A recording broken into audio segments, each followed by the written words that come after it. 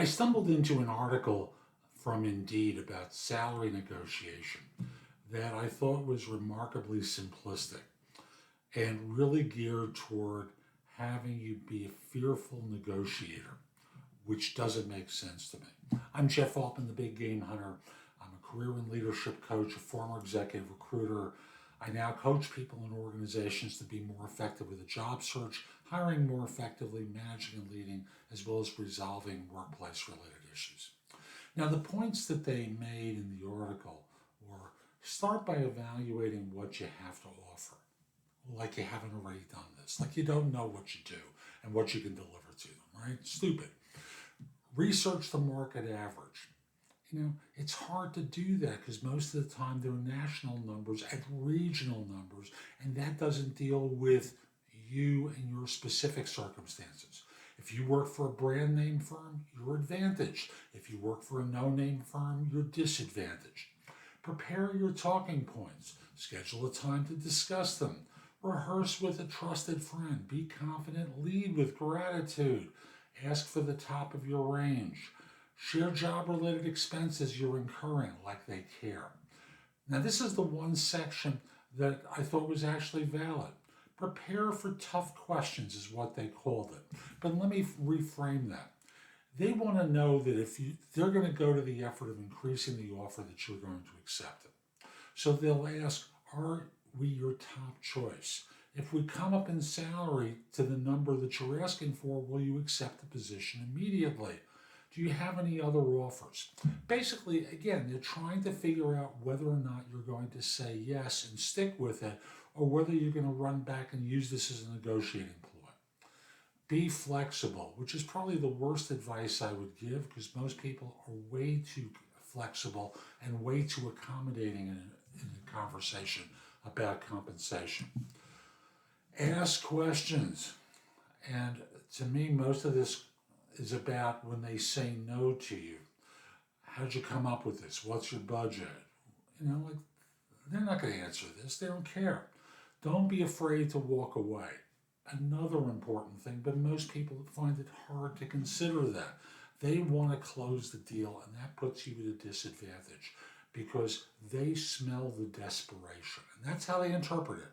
They sense desperation and they know they got you. So one thing you can always do is just recognize that you can be tough and you don't have to be nice, because nice and accommodating is the behavior of a good girl or good boy in school who wants to get on the teacher's good side.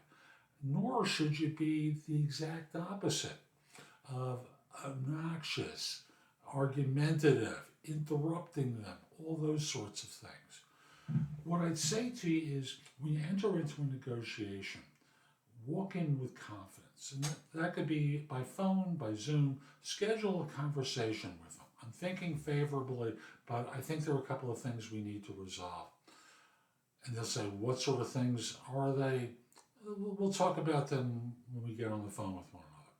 And if they say, no, I want to know now, give it to them. I think you came in a little low on the number. I have some questions about benefits because what I'm receiving now is fully paid for. I'm not sure what your firm does. This all involves compensation and total compensation. I'm not sure what your vacation policy is, what the cost of my benefits is going to be. Go through a number of things with them. I want to be able to solve this. But when you get into the actual conversation, you have to be prepared to know what number is going to make you walk away. If they move off this number but don't quite hit the top one, that's okay if it's okay with you. And you can't let them in on that. You have to know for yourself where you're going to walk away going into the conversation, not afterwards. And the other thing I want to remind you of, it's not personal, it's business.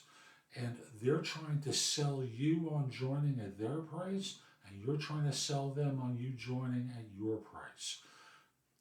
Don't be nice and cave so quickly.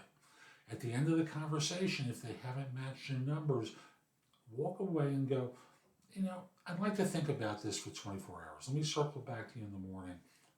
Let's have a conversation then.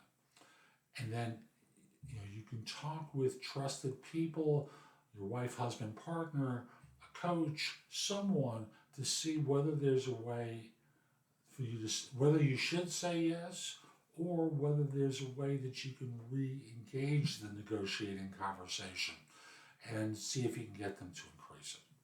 Hope you found this helpful. I'm Jeff Altman. My website is thebiggamehunter.us. Go to the site, go exploring. There's a lot in the blog that can help you. And if this isn't the right time for you to do that for some reason, very simply put the email address, or I should say the website address in your phone. Again, that's thebiggamehunter.us. And when you do believe you need it, this way it's available to you. You can come back to it at another time. The blog has thousands of posts that can help you. Plus, you can schedule time for a free discovery call or schedule time for coaching. I'd love to help. Last point I want to make, connect with me on LinkedIn.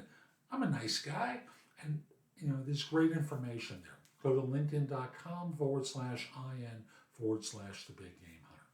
Hope you have a terrific day and be great. Take care.